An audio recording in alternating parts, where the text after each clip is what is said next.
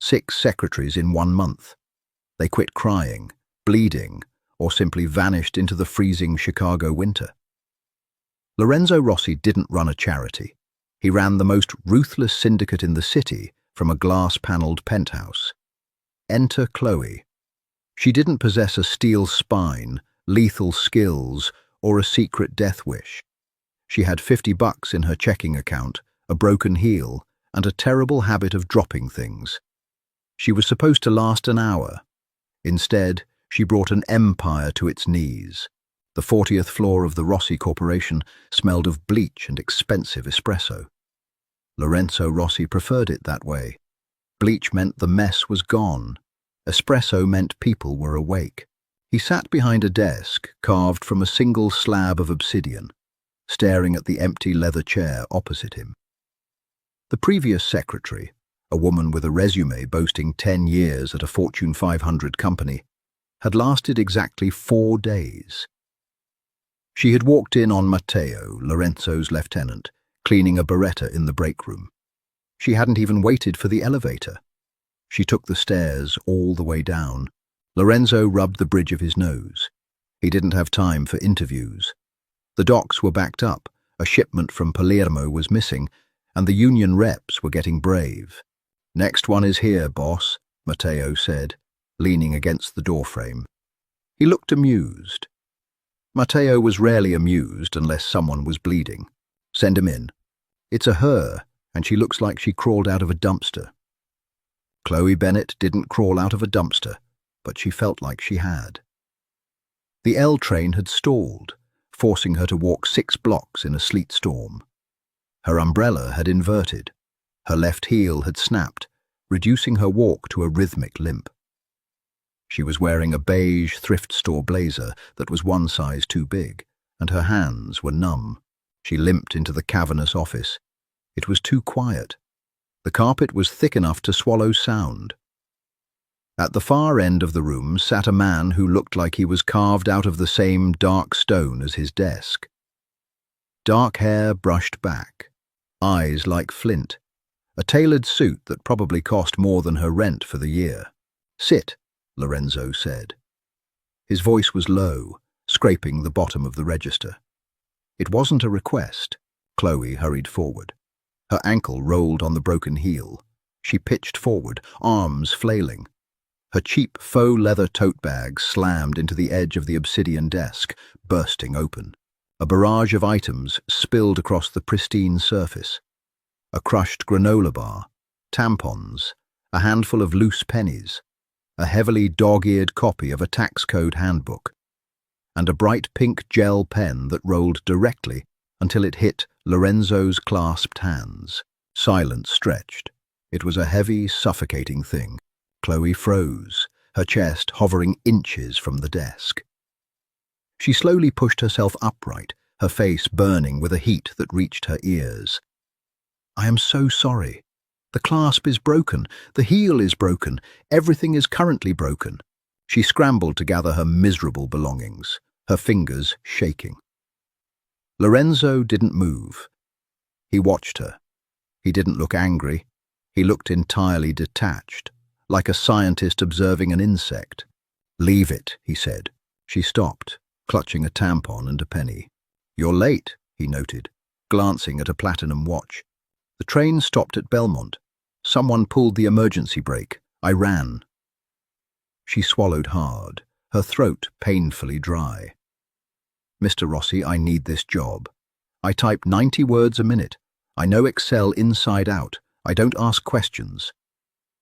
The last one didn't ask questions either. She just screamed. Chloe blinked. "Did you yell at her?" Lorenzo's eyes narrowed. No one interrupted him. No one questioned him. "No." "Then she lacked a strong constitution," Chloe said, stuffing the granola bar into her pocket. She looked down at the documents currently pinned beneath her spilled pens. It was an invoice. Upside down. She squinted. "Your math is wrong." The silence returned, colder this time. Matteo shifted his weight in the doorway, his hand casually dropping toward his jacket pocket. "Excuse me." Lorenzo leaned forward. The air in the room seemed to compress. Chloe tapped the thick paper with a trembling, pale finger. This invoice. Upside down. Column 4. The gross tonnage is listed at 4,500, but the multiplier for the shipping rate is calculated on 45,000. Someone added a zero. If you pay this, you're overpaying by $200,000.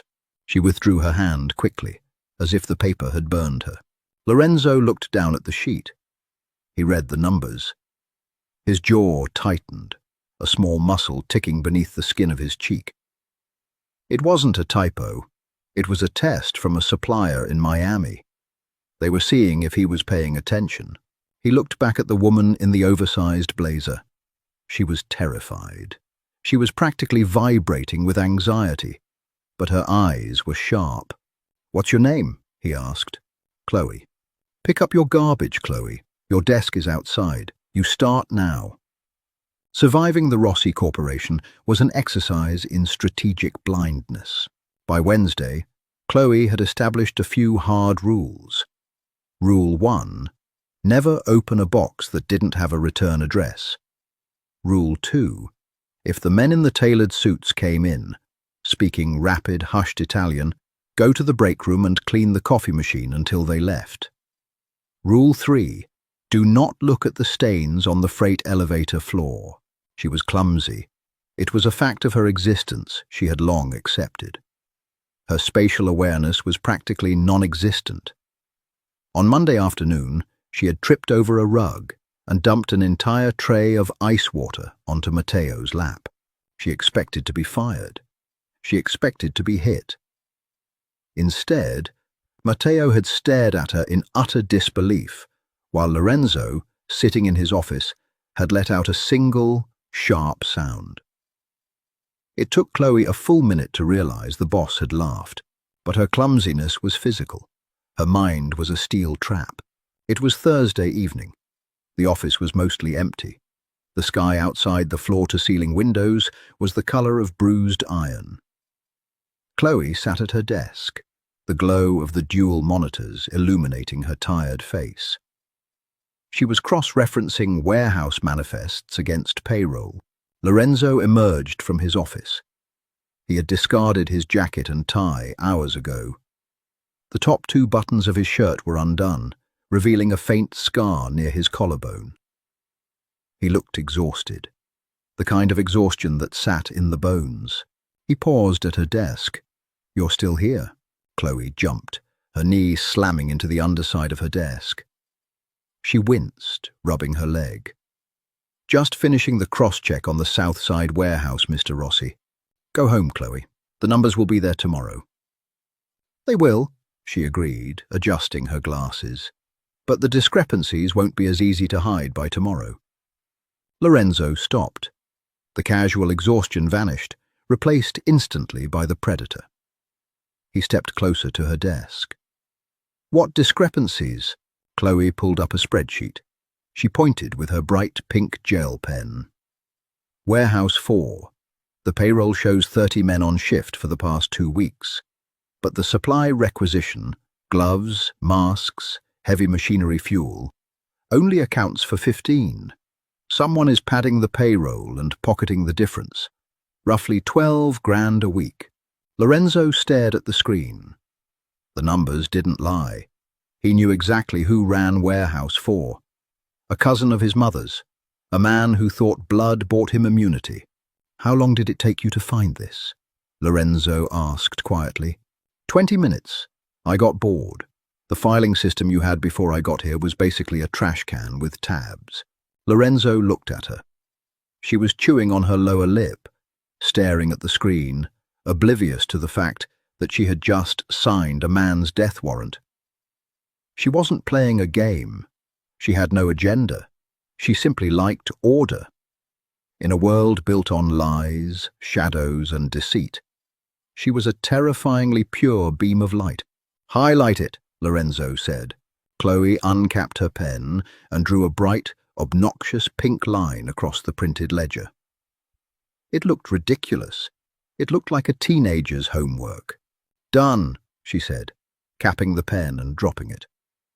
It rolled off the desk and under Lorenzo's leather shoe. She sighed, defeated by gravity once again.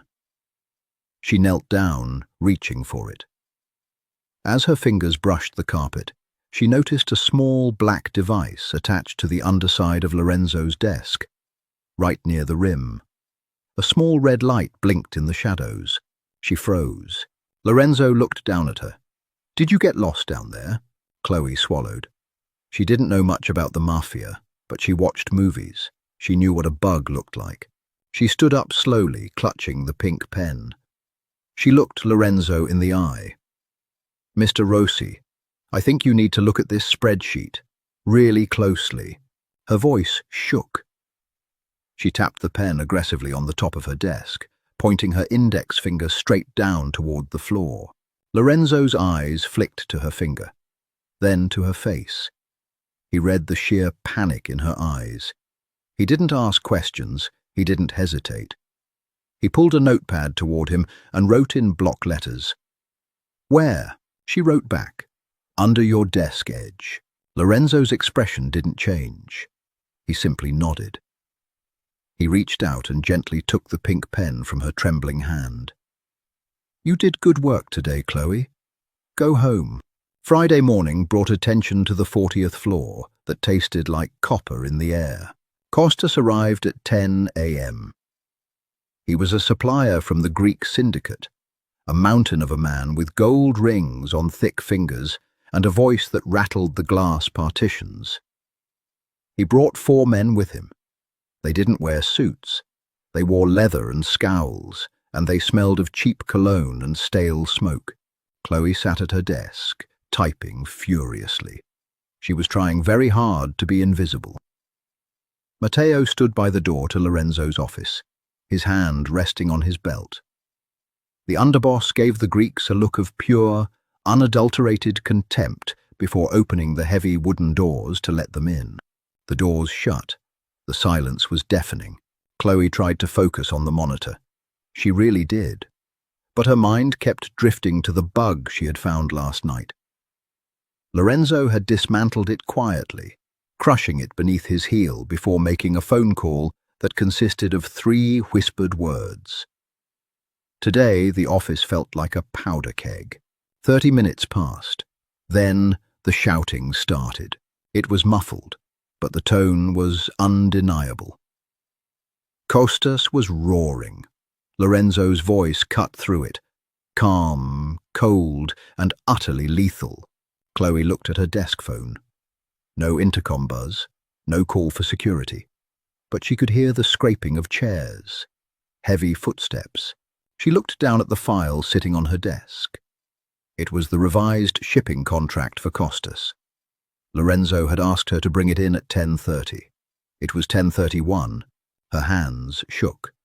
Rule 1 of surviving: don't walk into a room where men are shouting. But Lorenzo had asked for the file, and she was a good secretary. She grabbed the file, stood up, and smoothed her cheap skirt. She picked up a tray holding a fresh carafe of coffee and 3 mugs. An olive branch, she reasoned. She pushed open the heavy doors with her back. The scene inside froze. Kostas was standing, his massive hands planted on Lorenzo's obsidian desk, his face purple with rage. His 4 guards had their hands inside their jackets. Matteo had a gun drawn, pointed dead at Kostas's chest. Lorenzo remained seated, perfectly still, his eyes dark and empty. Chloe stood in the doorway, a tray of coffee in one hand, a manila folder in the other. 10 pairs of eyes snapped to her.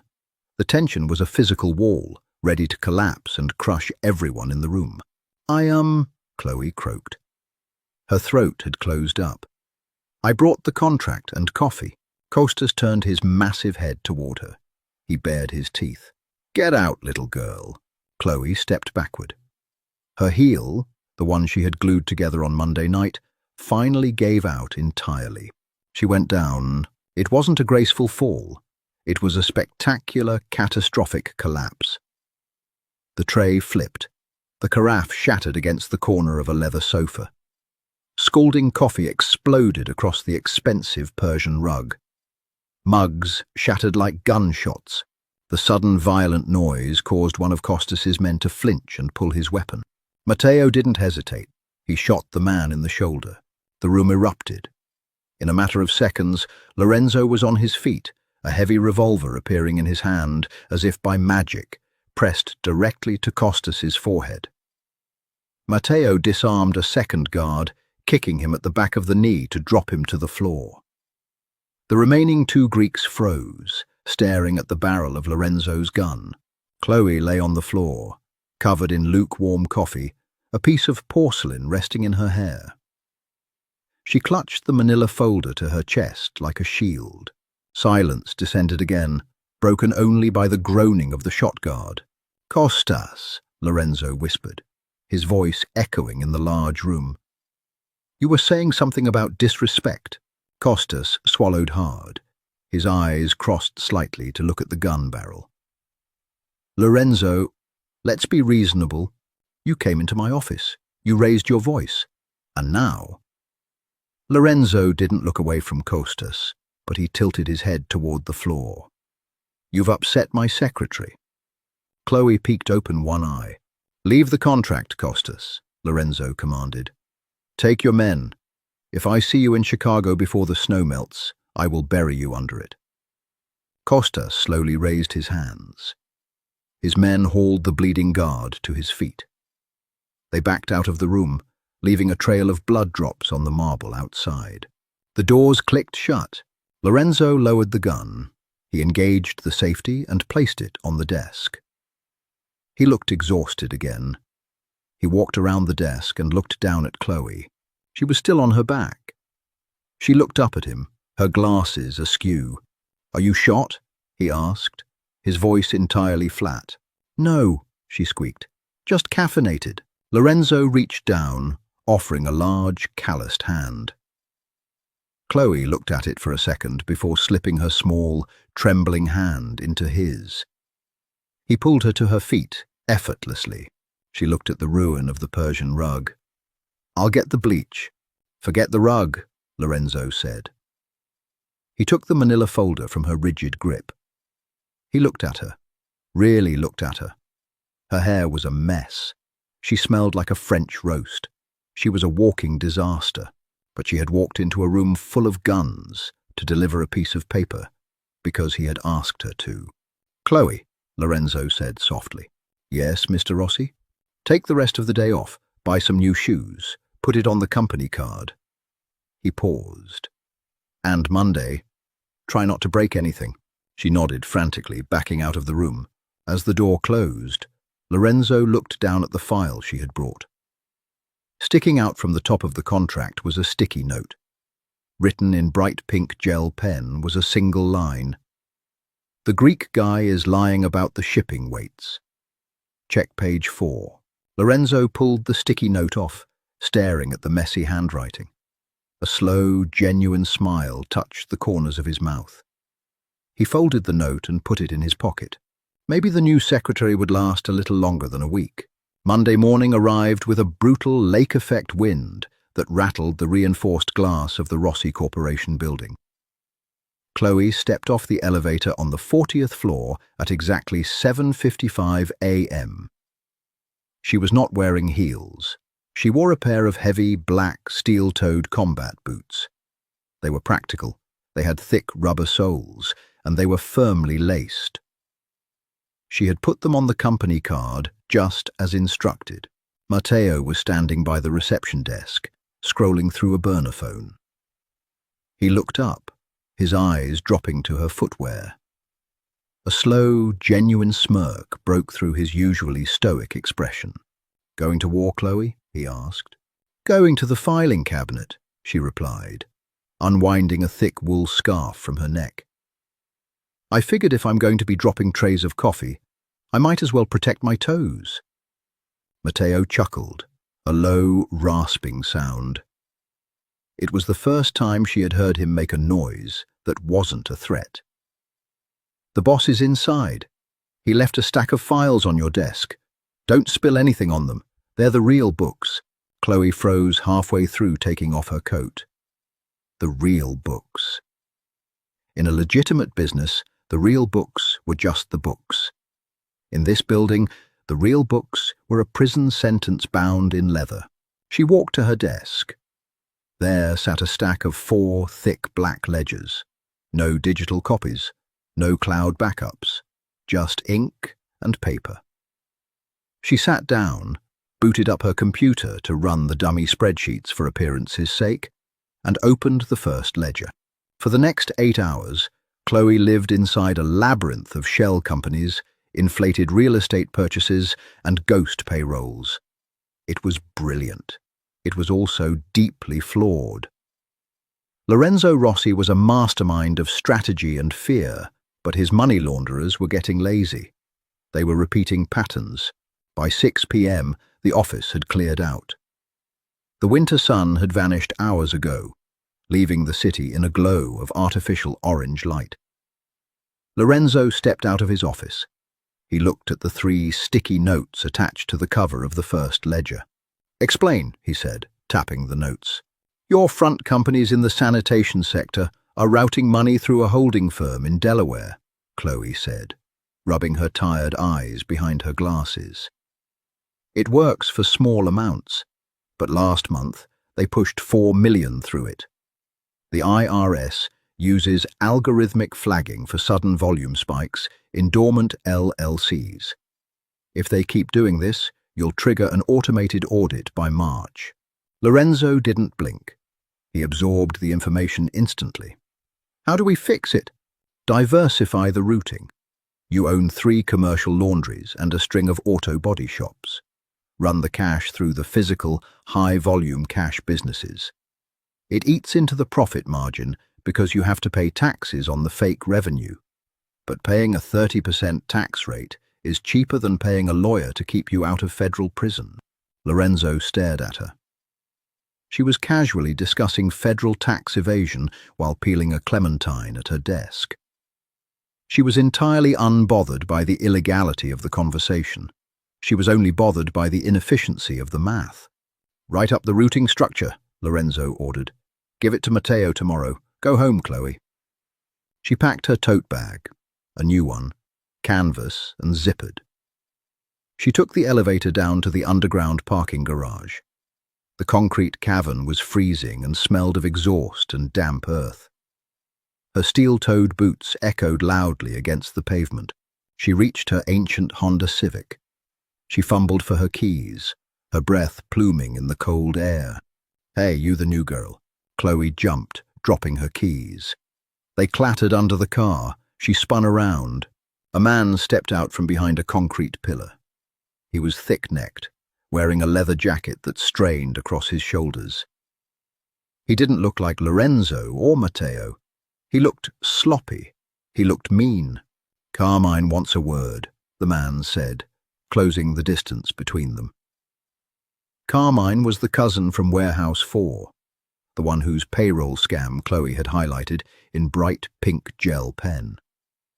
"I don't know a Carmine," Chloe lied, her voice shaking slightly. She backed up against the cold metal of her car door. "Yeah, you do. You cost him a lot of money last week. He wants to know why a little secretary is looking at things she shouldn't." The man pulled a folding knife from his pocket. He didn't flick it open, but he held it loosely, letting the metal catch the dim fluorescent light. "He says maybe you need to be taught how to look the other way." Chloe's heart hammered against her ribs. She was entirely alone. The panic, sharp and cold, threatened to paralyze her. But then she looked at the man's feet. He was standing on a patch of slick, frozen motor oil. She didn't think. She acted on a lifetime of accidental destruction. Chloe grabbed her heavy canvas tote bag by the straps, swung it with all her might, and hurled it directly at his face. The heavy bag, loaded with 3 hardback romance novels, a heavy steel water bottle, and a backup battery bank, hit the man squarely in the nose. He shouted in surprise and pain, stumbling backward. His leather shoes hit the frozen oil. He slipped, his arms windmilling, and slammed hard onto the concrete floor. The knife skittered away into the darkness. Chloe didn't wait. She dropped to her knees, snatched her keys from under the Civic, unlocked the door, threw herself inside, and slammed the locks. She started the engine with a roar, threw it in reverse, and backed out without checking her mirrors. As she sped up the concrete ramp toward the exit, her phone buzzed in the cup holder. She answered it on the speaker, her hands gripping the steering wheel so hard her knuckles were white. "Hello? Did you run into a problem in the garage?" It was Lorenzo. His voice was dangerously quiet. "Yes," Chloe gasped, taking a sharp turn onto the street. "A man, leather jacket, mentioned Carmine. He had a knife." The silence on the line was absolute. Then a single, terrifying question. "Are you hurt, Chloe?" "No. I threw my bag at his face, and he slipped on some oil. I drove away." She heard a sharp exhale. It sounded like relief, masked immediately by cold fury. "Drive straight to your apartment," Lorenzo ordered. "Do not stop for gas. Do not stop for a red light if the intersection is clear. Matteo is 3 minutes behind you. He will be sleeping outside your door tonight." "Mr. Rossi, that's not necessary." "Drive, Chloe." The line went dead. Chloe drove. And for the first time in her life, the dark, icy streets of Chicago didn't feel quite so terrifying. The next morning, Chloe opened her apartment door to find Matteo leaning against the hallway wall, a styrofoam cup of coffee in his hand. He looked like he hadn't slept, but his suit was impeccably pressed. "Good morning," he said flatly. "We're not going to the office." He led her to a black SUV parked illegally at the curb. Lorenzo was in the back seat. He didn't look at her as she climbed in, his attention focused on a tablet in his lap. The partition between the driver and the back was up. "Where are we going?" Chloe asked, clutching her replacement tote bag. "My home," Lorenzo said. He finally looked up. His eyes were dark, ringed with a fatigue that went deeper than missed sleep. "Carmine made a mistake last night. He assumed you were just a secretary. He assumed I wouldn't care." "What happened to the man in the garage?" Chloe asked softly. "He had a sudden change of career," Lorenzo replied. The finality in his voice closed the subject permanently. "But Carmine is family. Removing him is complicated. It requires approval from the commission. Until I have it, the office isn't safe for you. You're a target because you're useful to me." "I could just quit," Chloe offered. It was the logical thing to do. It was the safe thing to do. Lorenzo looked at her. Really looked at her. "Would you?" Chloe looked out the tinted window at the passing grey skyline. She thought about the $50 in her bank account. She thought about the electric thrill of solving the ledger puzzles. She thought about the strange, terrifying loyalty these men operated under. "No," she admitted. "I need the health insurance." The corner of Lorenzo's mouth twitched upward. The Rossi estate was an hour outside the city, hidden behind wrought-iron gates and acres of dense, snow-covered pines. The house itself was a sprawling modern fortress of glass, steel, and dark stone. It was beautiful, but it felt cold. It felt like a place built for defense, not for living. Inside, the security was invisible but palpable. Men in casual clothes stood at the perimeter of the property, barely visible through the floor-to-ceiling windows. Lorenzo led her to a massive dining room. The table was solid mahogany, long enough to seat 20. He set a stack of boxes on the end of the table. 5 years of backlogged physical receipts from the docks, Lorenzo said. "Carmine ran the docks before he ran the warehouses.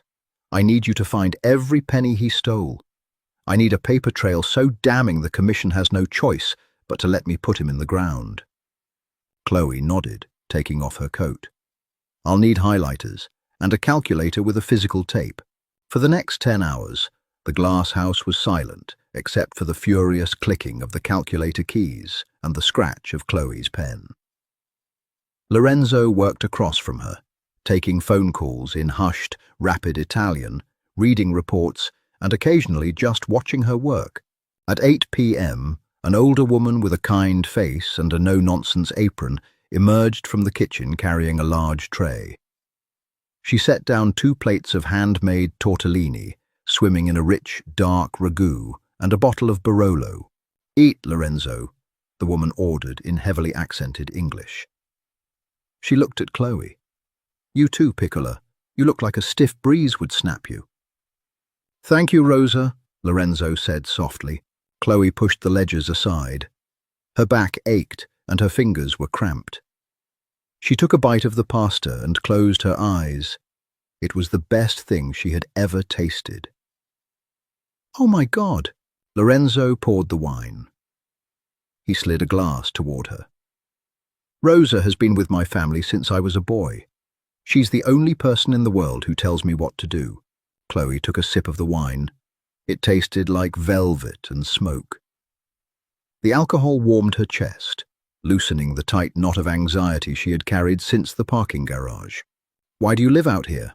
she asked, looking around the massive, empty room. "It's beautiful, but it's isolated." "Isolation is the price of the chair," Lorenzo said. He set his fork down. "When you control everything, everyone wants to control you, or end you. Trust is a liability. Love is a weapon someone else can use against you. So, you build a glass house in the woods and you watch the tree line." He wasn't trying to be dramatic. He was stating a fact of his existence, as plainly as she had stated the flaw in his tax routing. "That sounds exhausting," Chloe said honestly. "It is."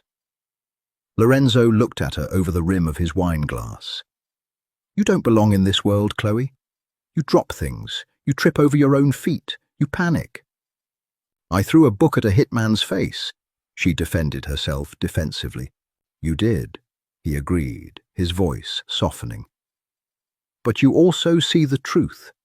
You don't care about the guns or the blood. You look at a ledger and you see the lies people try to hide. In a world full of professional liars, you are entirely transparent. It's a dangerous thing to be." "I'm just doing the math, Mr. Rossi." "Call me Lorenzo," he said quietly. Chloe looked at him. The imposing, terrifying mafia boss was gone. In his place was just a tired man eating dinner in an empty house. "Okay, Lorenzo," she said. She pulled the calculator back toward her.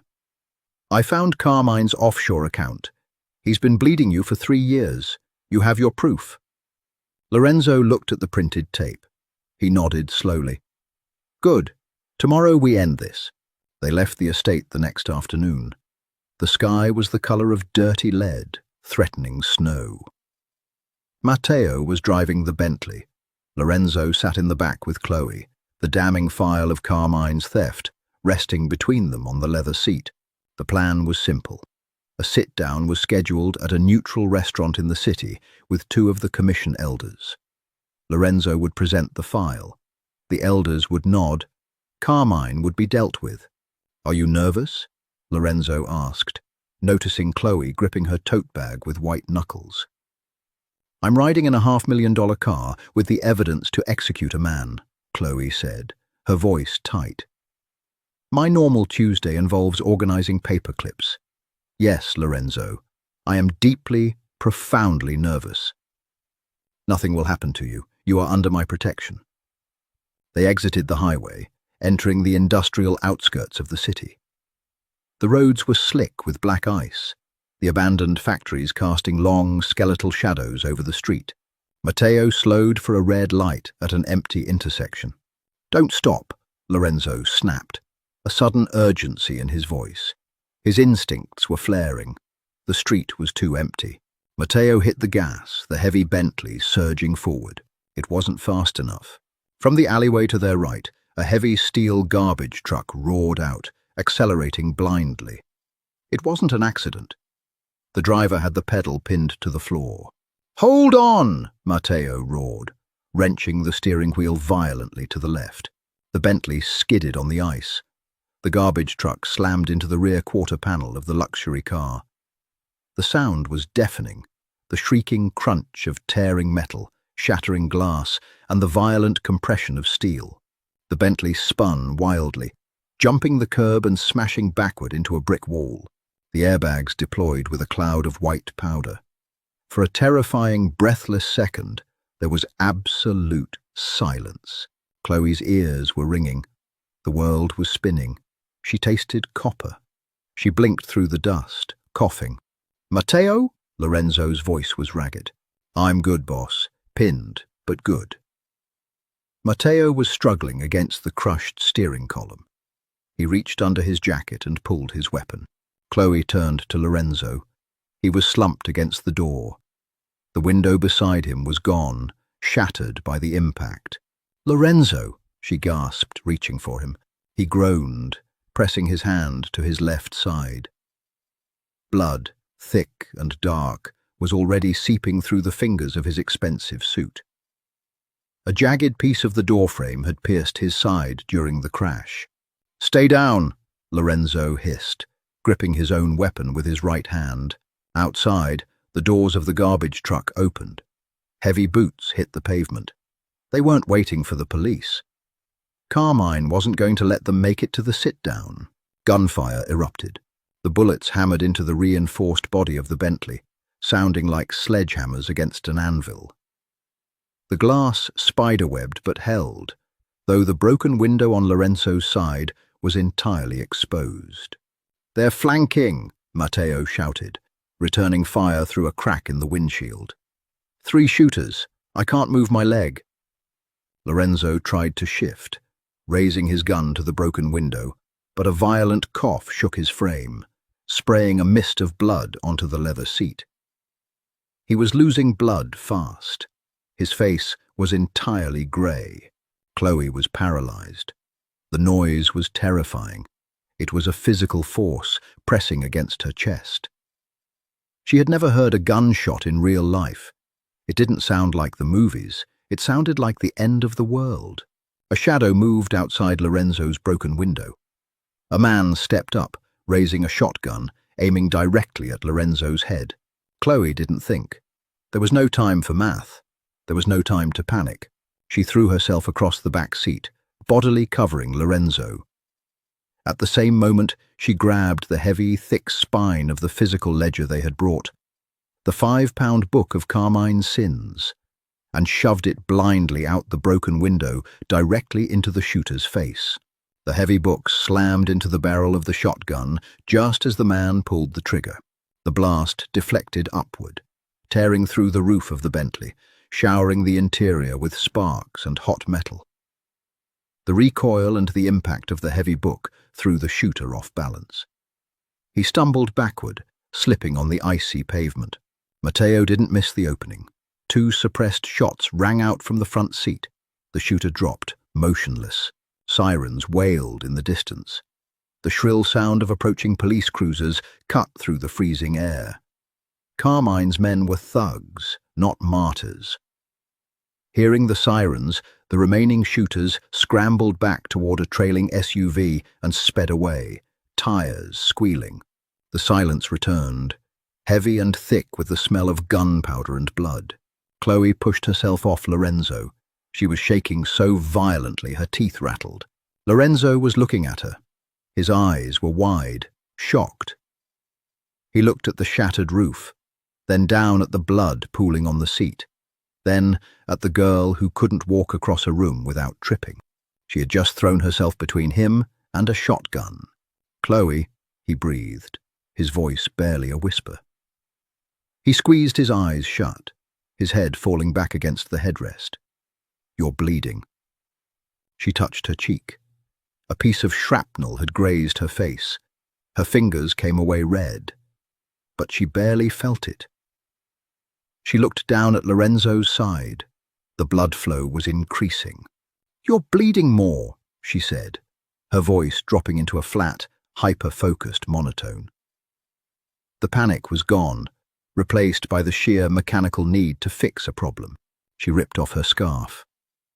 She unbuttoned Lorenzo's ruined jacket and pressed the thick wool directly into the gaping wound in his side.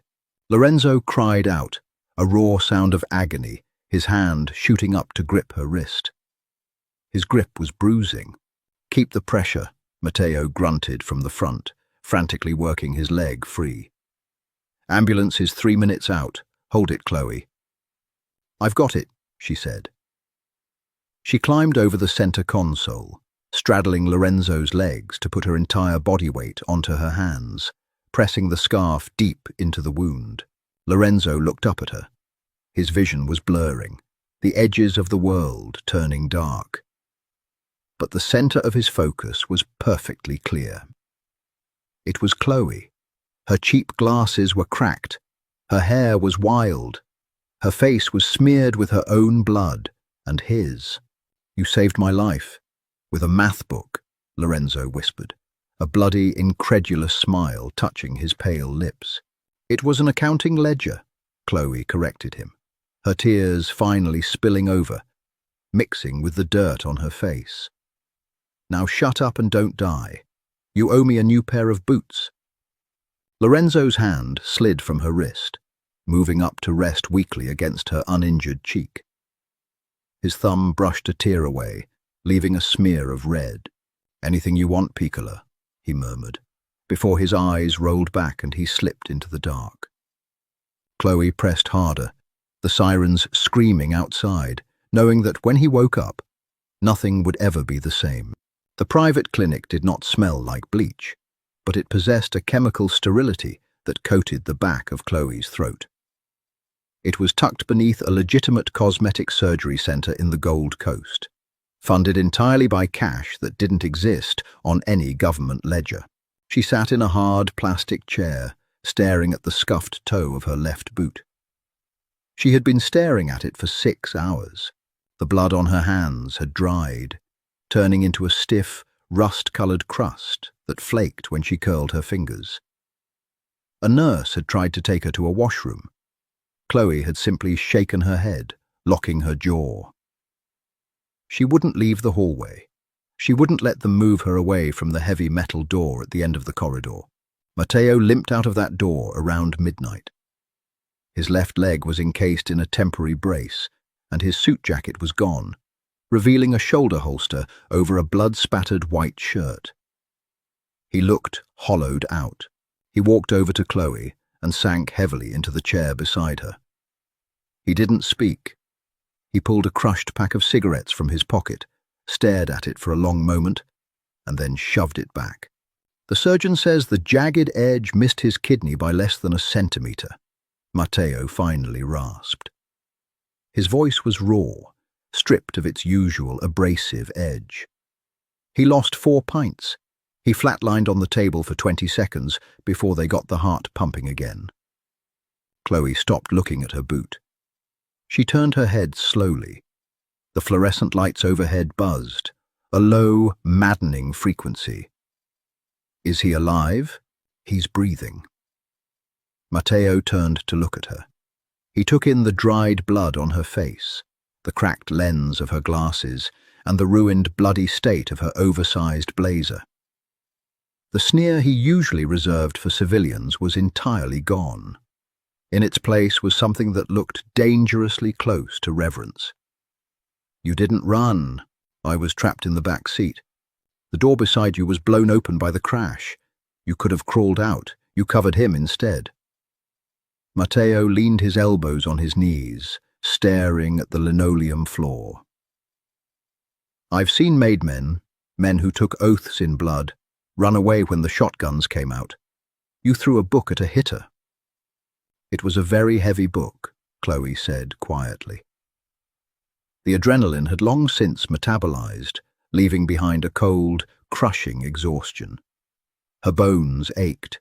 Her ribs felt bruised from the seatbelt. "You're a terrifying woman, Chloe." A doctor emerged from the metal door. He wore green scrubs and a look of profound fatigue. He nodded at Matteo. "He's awake.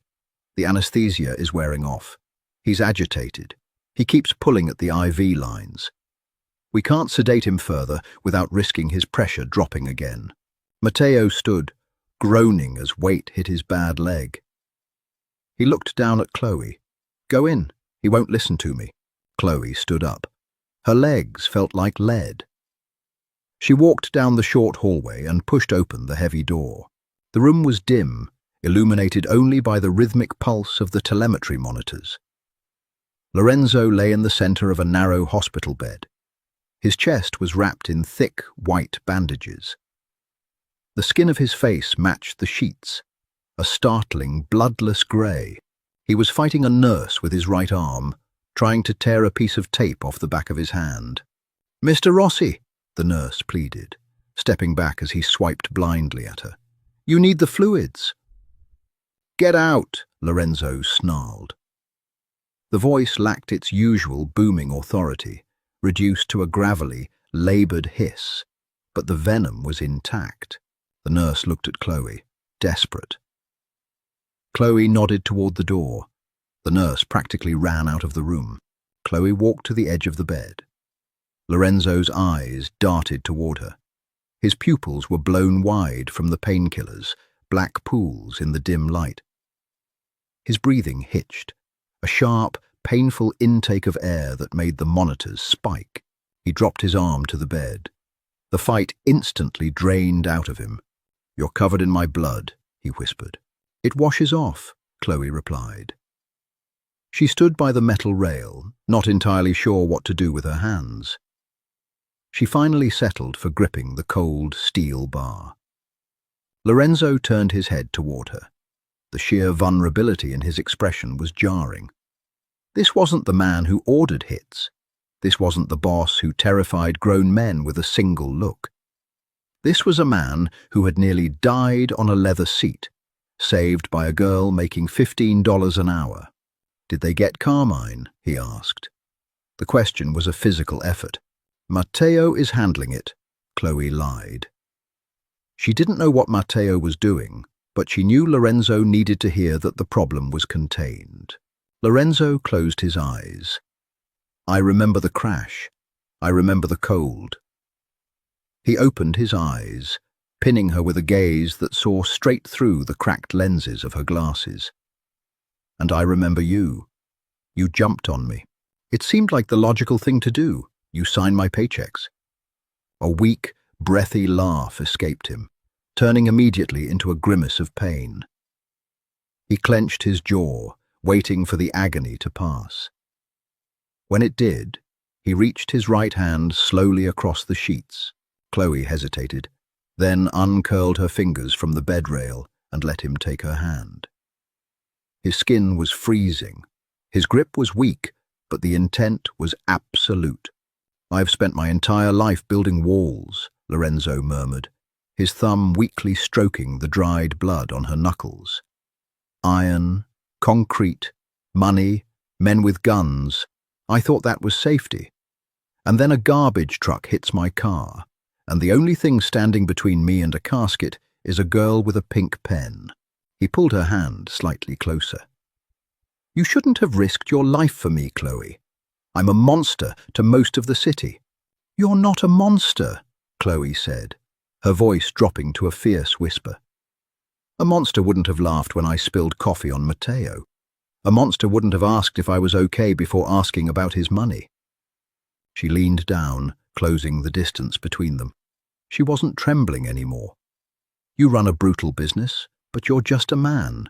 And right now, you are a very broken man who needs to go to sleep." Lorenzo stared at her.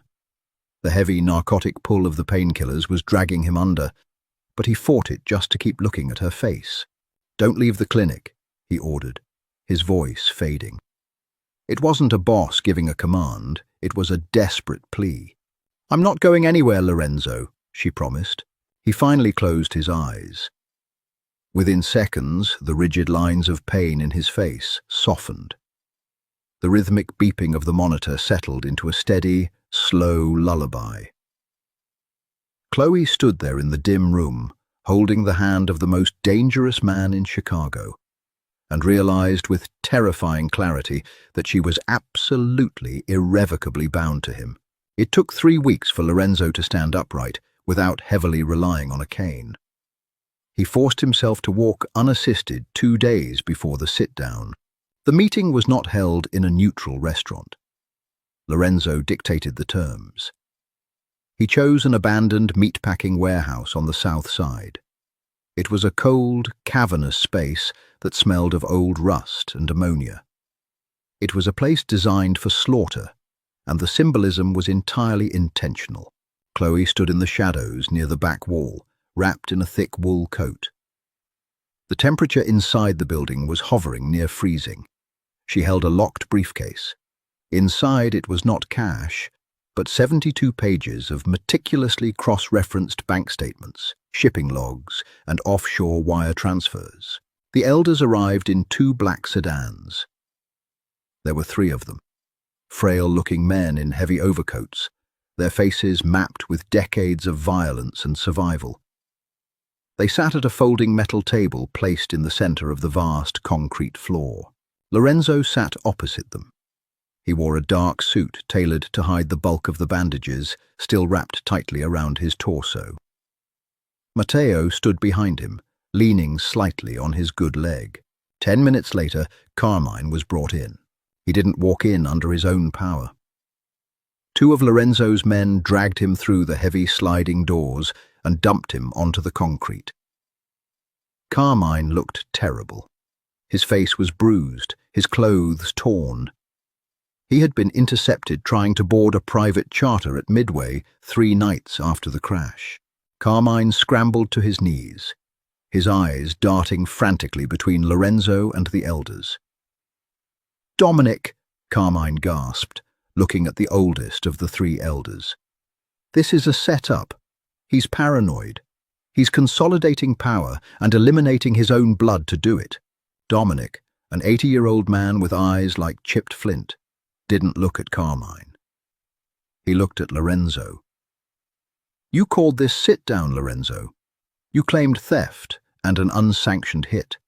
These are heavy accusations against a cousin." "I don't make accusations," Lorenzo said. His voice echoed in the empty warehouse, cold and sharp as a butcher's knife. "I provide facts." Lorenzo didn't move his head, but he raised his left hand slightly. From the shadows, Chloe stepped forward.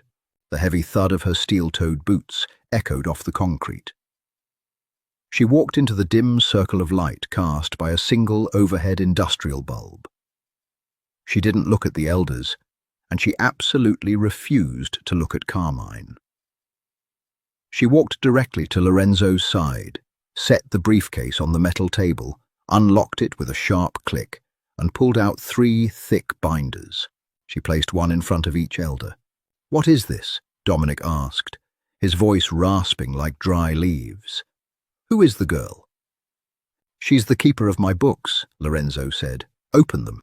Dominic opened the binder. The other 2 followed. Chloe stood tall. Her heart was hammering a frantic rhythm against her ribs, but she kept her breathing slow and steady.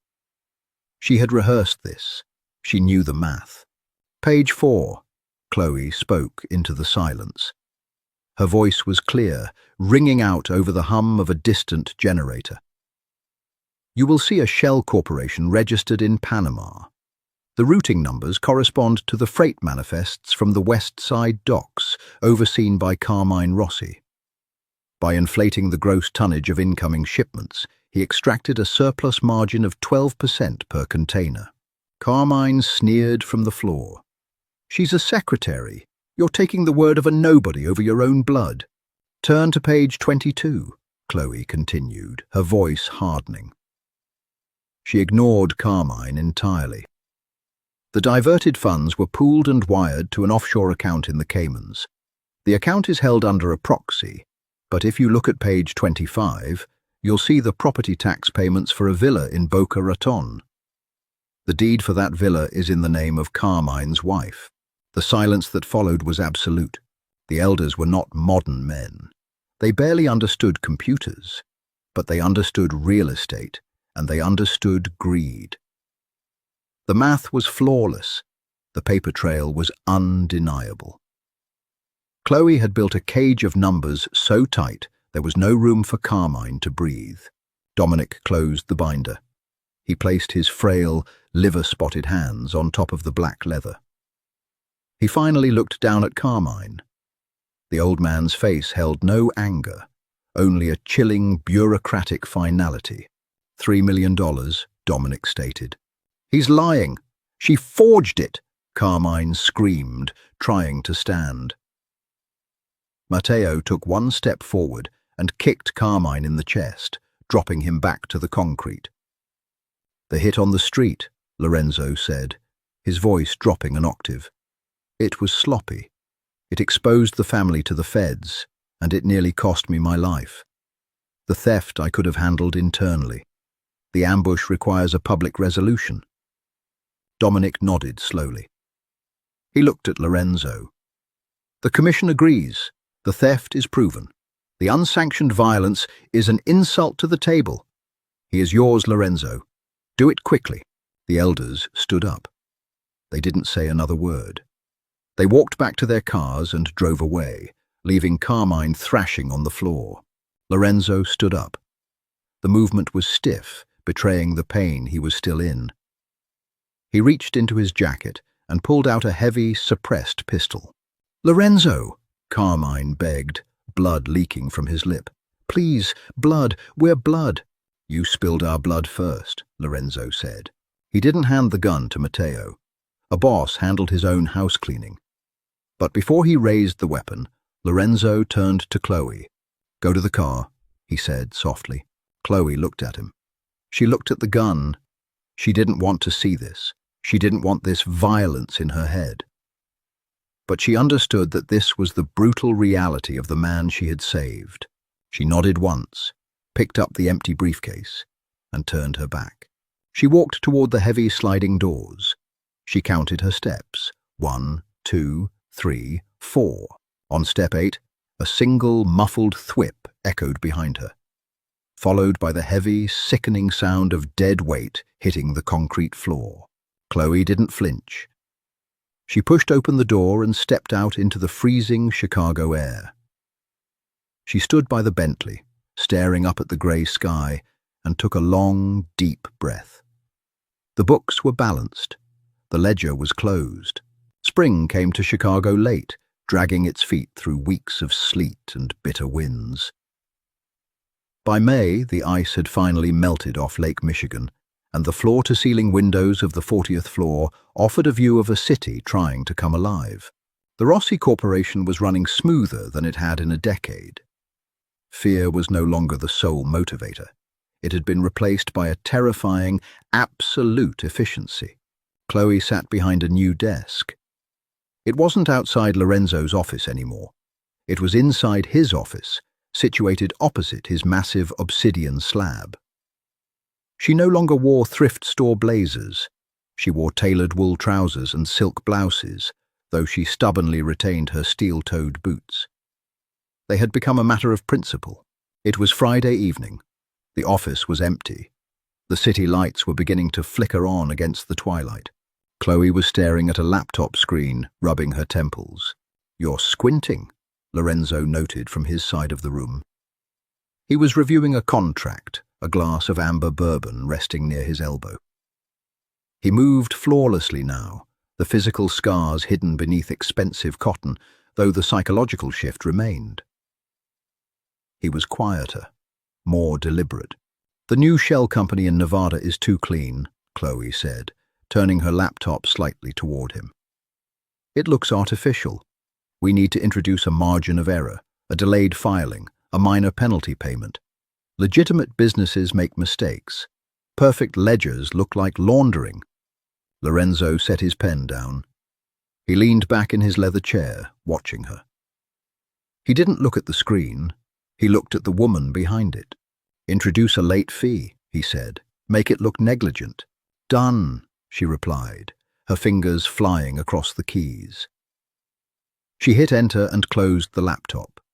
She sighed, stretching her arms over her head. That's the end of the first quarter reconciliation. Everything is clean. Everything is walled off. Lorenzo stood up. He walked around his desk, bypassing the chair he usually took, and leaned his hip against the edge of her desk. He picked up the bright pink gel pen she still insisted on using and turned it slowly between his fingers. Matteo is taking over the physical operations on the docks, Lorenzo said quietly. I'm stepping back from the street-level disputes. The commission approved the restructure. Chloe looked up at him. Why? Because being on the street puts a target on my back. Lorenzo looked down at her. His dark eyes were intense, stripping away the distance they usually maintained during business hours. And a target on my back means a target on anyone standing near me. Chloe's breath caught slightly in her throat. She understood what he was saying without him actually saying it. The restructure wasn't for business. It was for her. I threw a book at a man with a shotgun, she reminded him softly, an attempt at deflection. I can handle a target. I know you can, Lorenzo murmured. He dropped the pink pen onto the desk. He reached out, his large, scarred hands gently framing her face. His thumbs brushed the delicate skin beneath her cheekbones. But you shouldn't have to. The air in the room suddenly felt incredibly thin. The massive, intimidating boss of the Chicago syndicate was standing in front of her, yielding entirely. When you jumped across that car seat, Lorenzo said, his voice dropping to a rough, quiet register. You didn't just save my life, Chloe. You ruined me for anything else. I look at this empire, I look at the money, and it means absolutely nothing if you aren't sitting across from me. Chloe swallowed hard. The cynicism she had carried for years, the armor she wore to survive a world that usually crushed people like her, cracked down the middle. I'm clumsy, she whispered, her hands coming up to grip his wrists. I break things. I talk back when I shouldn't. I'm a terrible mafia asset. A slow, devastating smile broke across Lorenzo's face. It reached his eyes, warming the dark flint into something entirely human. You're exactly what I need, he said. He leaned down, and the kiss wasn't a sudden, chaotic collision. It was deliberate. It was heavy, grounded, and intensely possessive. Chloe closed her eyes, the last of her defenses crumbling as his hands slid from her cheeks to tangle in her hair. Pulling her up from the chair, she met him halfway, her hands gripping the lapels of his tailored suit, anchoring herself to him. In a world built on blood, deception, and shifting loyalties, this was the only thing that felt completely, undeniably real. They finally pulled apart, both breathing slightly heavier. Lorenzo rested his forehead against hers, his eyes closed. No more secrets in the ledgers, he whispered against her lips. No more late-night ambushes, she countered, her heart hammering a frantic rhythm against his chest. Lorenzo chuckled, a low, warm sound. He kissed her forehead and stepped back, offering her his hand. Come on, he said, pulling her gently toward the door. Rosa made tortellini, and you owe me a new rug for the break room. Chloe laughed, a bright, clear sound that echoed in the cavernous office. She grabbed her heavy canvas tote bag, slipped her hand into his, and walked out to the elevator. She tripped slightly over the threshold, her boot catching the metal track. Lorenzo caught her effortlessly, not breaking stride. He didn't even look down. He just tightened his grip on her hand and led her into the elevator, the heavy steel doors sliding shut on the city below, securing them entirely in a world they had built for themselves. That wraps up the gritty, high-stakes story of Chloe and Lorenzo. A reminder that sometimes the most dangerous weapon in a criminal empire isn't a gun. It's a brilliant mind with a pink gel pen. If this grounded take on the mafia romance trope kept you hooked until the very last page, make sure to smash that like button and share it with someone who loves a capable, fiercely smart underdog. Subscribe to the channel and leave a comment below. What was your favorite moment of Chloe outsmarting the syndicate? See you in the next story.